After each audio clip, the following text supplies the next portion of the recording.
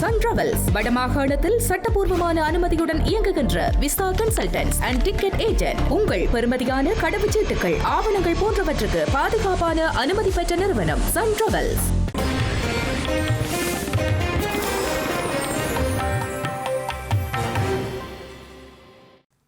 வணக்கம். இது ஐபிசி தமிழின் பிரதான செய்திகள். முதலில் தலைப்புச் செய்திகள். உணர்வெழுச்சியுடன் முன்னெடுக்கப்பட்ட முள்ளிவாய்க்கால் நினைவேந்தல். கண்ணீரில் நனைந்த முள்ளிவாய்க்கால் முற்றம். சர்வதேச குற்றவியல் நீதிமன்றத்தின் ஊடாக நீதியை பெற்றுத் தாருங்கள். முள்ளிவாய்க்கால் பிரகடனத்தில் அறைகூவல். மல்வான இல்லத்தில் இருந்து வெளியேறும் மாணவர்கள். பிரதமருடனான கலந்துரையாடலை தொடர்ந்து இணக்கம். திருகோணமலையில் துப்பாக்கியுடன் 10 பேர் கைது. விசாரணைகளை தீவிரப்படுத்தும் காவல்துறையினர். அதிமுகவில் இருந்து விலகிய செம்மலை. கட்சியை காப்பாற்ற தலைவர்கள் முன்வர வேண்டும் எனவும் அழைப்பு. கொங்கோவில் பரவும் எபோலா நோய் தொற்று. பொது சுகாதார அவசர நிலையாக அறிவித்த உலக சுகாதார அமைப்பு. தொடர்வன விரிவான செய்திகள். தமிழின படுகொலையின் 17ஆம் ஆண்டு நினைவேந்தல் முள்ளிவாய்க்கால் முற்றத்தில் உணர்வெழுச்சியுடன் முன்னெடுக்கப்பட்டது.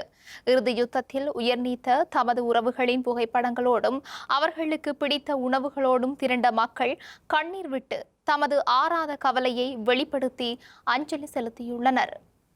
ஸ்ரீலங்கா பேரினவாத அரசினால் மனிதாபிமான நடவடிக்கை என்ற பெயரில் தமிழ் மக்களின் உரிமை போராட்டத்தின் மீது முன்னெடுக்கப்பட்ட கொடூரமான படை நடவடிக்கையில் பல்லாயிரக்கணக்கான மக்கள் இனப்படுகொலை செய்யப்பட்டதை நினைவு கூறும் 17ஆம் ஆண்டு நினைவேந்தல் நிகழ்வுகள் முள்ளிவாய்க்கால் இனப்படுகொலை முற்றத்தில் உணர்வுபூர்வமாக இடம்பெற்றுள்ளது.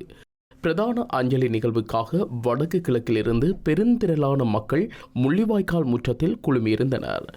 முள்ளிவாய்க்கால் நினைவு முற்றத்தில் திரண்ட மக்கள் மற்றும் அரசியல் மத சமூக பிரதிநிதிகள் முன்னிலையில் காலை 10:15க்கு தென்கயிலை ஆதீன முதல்வர் அகத்தியர் அடிகளாரால் முள்ளிவாய்க்கால் பிரகடனம் வாசிக்கப்பட்டது. இதன் பின்னர் அகவணக்கம் செலுத்தப்பட்டு காலை 10:31 மணியளவில் பொதுச்சுடர் ஏற்றப்பட்டது. அதனைத் தொடர்ந்து முள்ளிவாய்க்கால் கீதம் இசைக்கப்பட்டது. சம நேரத்தில் ஏனைய சுடர்கள் ஏற்றி வைக்கப்பட்டு உயிர் நீத்தவர்களுக்கு அஞ்சலி செலுத்தப்பட்டுள்ளது.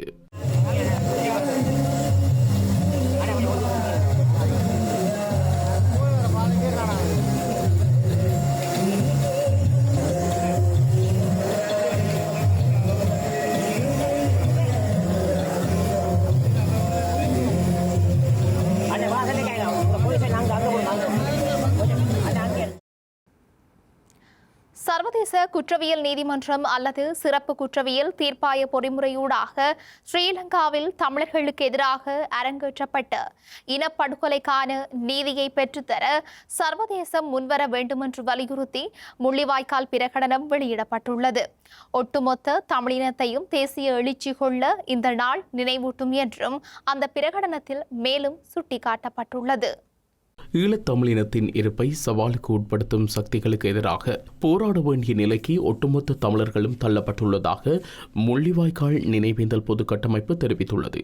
எனவே தமிழர்கள் ஒரு தேச அங்கீகாரத்துக்குரியவர்கள் என்பதையும் தமிழர்களின் தனித்துவமான இறையாண்மையினதும் சுய நிர்ணய உரிமையின் அடிப்படையிலும் சுயாட்சியை அங்கீகரிக்க வேண்டும் என அந்த கட்டமைப்பு வலியுறுத்தியுள்ளது. முள்ளிவாய்க்கால் நினைவேந்தலில் 17ஆம் ஆண்டு நினைவேந்தலை முன்னிட்டு முள்ளிவாய்க்கால் நினைவேந்தல் பொது கட்டமைப்பு வெளியிட்டுள்ள முள்ளிவாய்க்கால் பிரகடனத்தில் இவ்வாறு குறிப்பிடப்பட்டுள்ளது. ஸ்ரீலங்கா பேரினவாத அரசினால் மனிதாபிமான நடவடிக்கை என்ற பெயரில் தமிழ் மக்களின் உரிமை போராட்டத்தின் மீது முன்னெடுக்கப்பட்ட கொடூரமான படை நடவடிக்கையில் பல்லாயிரக்கணக்கான மக்கள் கொலை செய்யப்பட்டதை நினைவுகூரும் 17ஆம் ஆண்டு நினைவேந்தல் நிகழ்வு வடக்கு கிழக்கில் இடம்பெற்று வருகின்றது.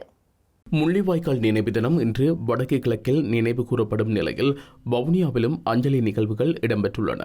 வவுனியா மாவட்ட அந்தனர் ஒன்றியத்தின் ஏற்பாட்டில் வவுனியா குருமன்காட்டு பிள்ளையார் ஆலயத்தில் முள்ளிவாய்க்கால் அஞ்சலி நிகழ்வுகள் உணர்வுபூர்வமாக இடம்பெற்றது.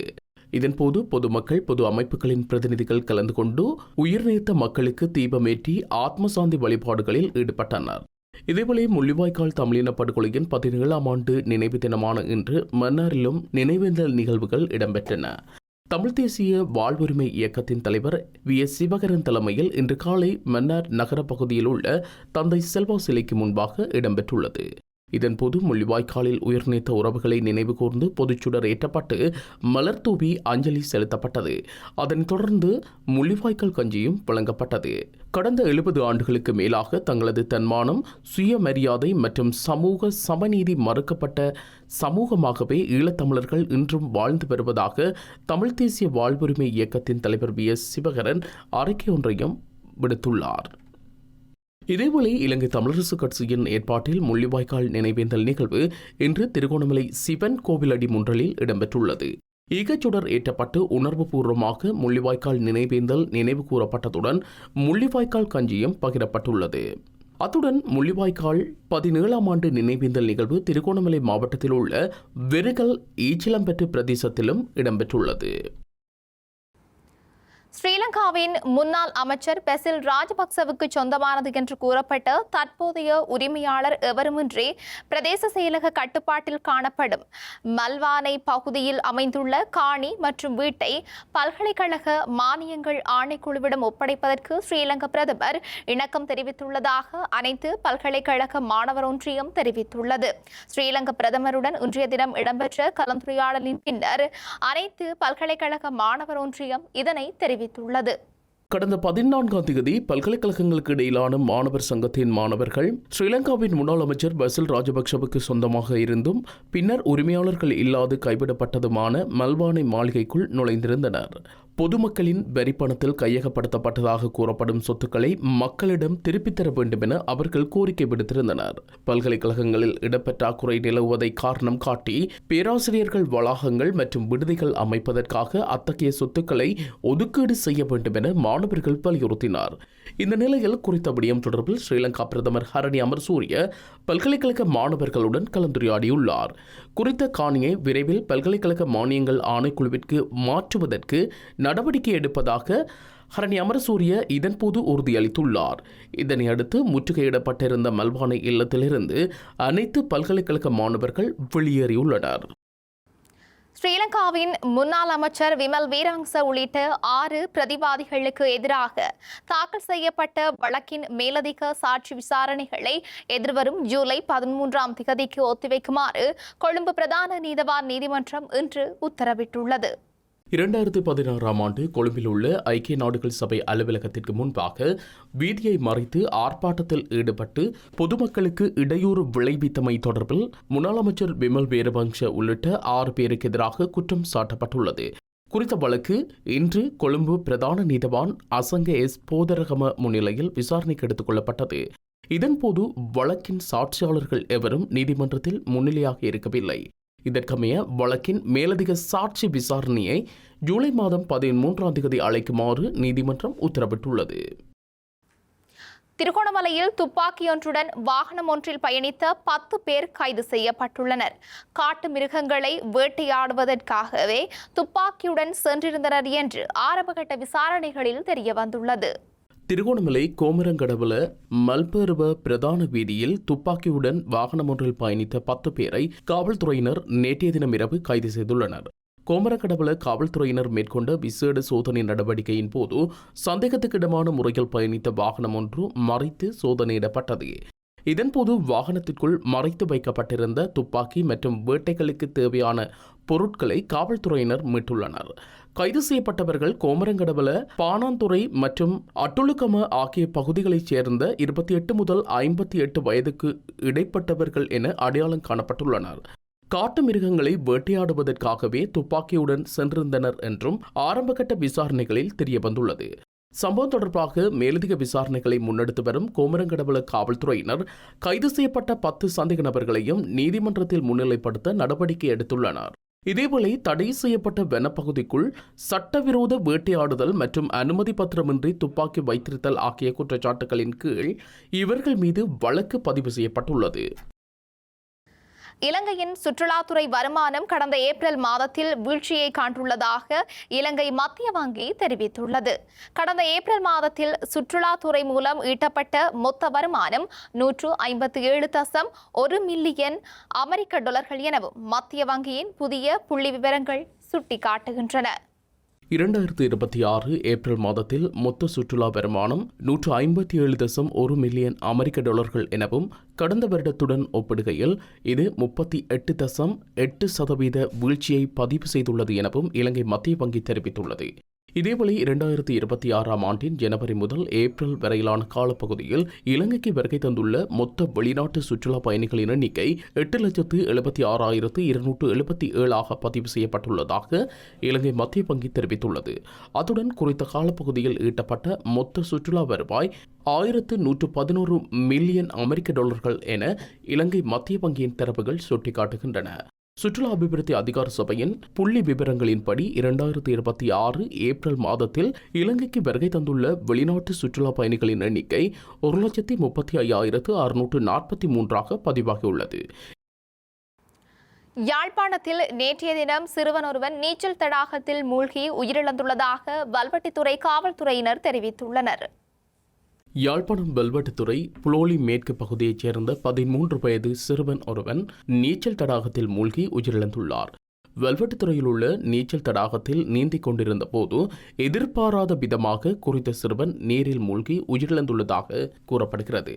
சம்பவம் தொடர்பில் வெல்வெட்டுத்துறை காவல்துறையினர் மேலதிக விசாரணைகளை மேற்கொண்டு வருகின்றனர். அதிமுகவில் இருந்து முன்னாள் அமைச்சர் செம்மலை விலகுவதாக அறிவித்துள்ளார். முன்னாள் அமைச்சர் ஜெயலலிதாவின் மறைவிற்கு பின்னர் கட்சியில் தனக்கு பல வாய்ப்புகள் மறுக்கப்பட்டுள்ளதாக முன்னாள் அமைச்சர் செம்மலை குறிப்பிட்டுள்ளார். தற்போதைய நிலையில் அதிமுகவில் நடக்கும் நிகழ்வுகள் தனக்கு வேதனையை உண்டாக்கிவிட்டது எனவும் புரட்சித் தலைவர் எம்ஜிஆர் உருவாக்கிய இயக்கம் புரட்சித் தலைவி அம்மா காப்பாற்றிய இயக்கத்திற்கு இந்த கதியா எனவும் கவலை வெளியிட்டுள்ளார். கற்பூரம் கரையலாம், ஆனால் கட்சி கரையலாமா என கேள்வி எழுப்பிய அவர் மனது நோகின்றது எனவும் குறிப்பிட்டுள்ளார். கொங்கோவில் எபோலா நோய் பரவி வரும் நிலையில் பொது சுகாதார அவசர நிலையாக உலக சுகாதார அமைப்பு அறிவித்துள்ளது. கொங்கோவின் கிழக்கு இடுரி மாகாணத்தில் 246 பேருக்கு எபோலா தொற்றுக்கள் ஏற்பட்டுள்ளதுடன் 80 பேர் உயிரிழந்துள்ளனர். தற்போது கண்டறியப்பட்டுள்ள எண்ணிக்கையை விட இது மிகப்பெரிய நோய் பரவலாக இருக்கக்கூடும் என்று அந்த அமைப்பு கூறியுள்ளது. அத்துடன் உள்ளூர் மற்றும் பிராந்திய ரீதியில் பரவுவதற்கான குறிப்பிடத்தக்க அபாயம் உள்ளது என்றும் தெரிவித்துள்ளது. தற்போதைய எபோலா திரிவிற்கு அங்கீகரிக்கப்பட்ட மருந்துகளோ தடுப்பூசிகளோ இல்லை என்றும் உலக சுகாதார அமைப்பு தெரிவித்துள்ளது. செய்திகளின் நிறைவாக மீண்டும் தலைப்புச் செய்திகள். உணர்வெழுச்சியுடன் முன்னெடுக்கப்பட்ட முள்ளிவாய்க்கால் நினைவேந்தல், கண்ணீரில் நனைந்த முள்ளிவாய்க்கால் முற்றம். சர்வதேச குற்றவியல் நீதிமன்றத்தின் ஊடாக நீதியை பெற்றுத் தாருங்கள், முள்ளிவாய்க்கால் பிரகடனத்தில் அறைகூவல். மல்வான இல்லத்தில் இருந்து வெளியேறும் மாணவர்கள், பிரதமருடனான கலந்துரையாடலை தொடர்ந்து இணக்கம். திருகோணமலையில் துப்பாக்கியுடன் 10 பேர் கைது, விசாரணைகளை தீவிரப்படுத்தும் காவல்துறையினர். அதிமுகவில் இருந்து விலகிய செம்மலை, கட்சியை காப்பாற்ற தலைவர்கள் முன்வர வேண்டும் எனவும் அழைப்பு. கொங்கோவில் பரவும் எபோலா நோய் தொற்று, பொது சுகாதார அவசர நிலையாக அறிவித்த உலக சுகாதார அமைப்பு. இத்துடன் IBC தமிழின் பிரதான செய்திகள் நிறைவு பெற்றன. செய்திகளை உடனுக்குடன் அறிந்து கொள்ள ibctamil.com என்ற எமது இணையதள பக்கம் ஊடாக இணைந்திருங்கள். வணக்கம்.